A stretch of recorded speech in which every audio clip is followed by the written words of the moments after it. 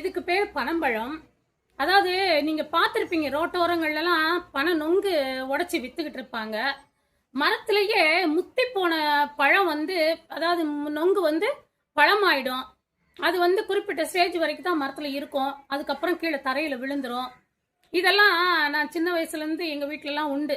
எங்க மூதாதையர்கள்லாம் பனை ஏறினவங்க தான். நான் சொல்றதுல பெருமைப்படுறேன். ஏன்னா பனை மரம் வந்து அவ்வளவு வந்து ஒரு உறுதியானது.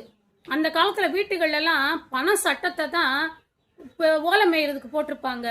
அதே மாதிரி குறுக்கு சட்டம் வீடுகள் கட்டுறதுக்கு தேக்கு மர கட்டை போடுறதும் உண்டு. பனஞ்சட்டங்களை போட்டு வீடு கட்டினதெல்லாம் உண்டு. நாங்களாம் அந்த மாதிரி வாழ்ந்துருக்குறோம். அதே மாதிரி இந்த பழத்தை வந்து கீழே கிடைச்சதுன்னா எடுத்து நல்லா நெருப்பு மூட்டி அதில் சுட்டுட்டு இதை பிச்சிக்கினா பழம் நல்லா வெந்துடும். அதை வந்து நீங்கள் பிச்சு சாப்பிடலாம், உடம்புக்கு ஆரோக்கியம்.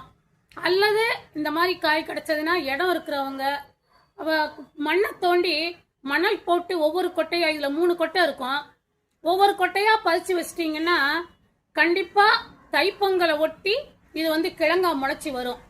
கிழங்கு வந்துடும், உள்ள கிழங்கு வந்துடும், மேலே வந்து குருத்து வரும். அப்போ உள்ள பனங்கிழங்கு விளைஞ்சிருச்சுன்னு அர்த்தம்.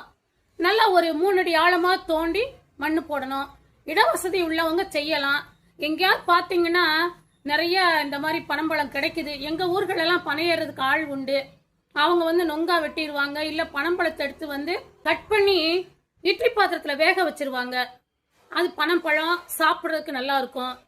அந்த மாதிரி நாங்களாம் சாப்பிட்ட அனுபவம் உண்டு எனக்கு. அல்லது நாங்கள் இப்போ இருக்கிற வீட்டிலேயே முந்தையெல்லாம் இடம் இருந்தது. அதில் இதை வந்து கொட்டையெல்லாம் போட்டு ஒரு 100-150 கொட்டை போட்டிருந்தோம். அது வந்து முளைச்சி வந்தது. பனங்கிழங்கு எடுத்து 4 பேருக்கு கொடுத்தோம்.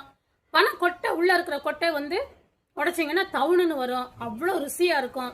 இதெல்லாம் மறக்க முடியாத அனுபவங்கள்ங்க. இதெல்லாம் கிடைக்கிறது கொடுத்து வச்சிருக்கணும் உண்மையிலேயே.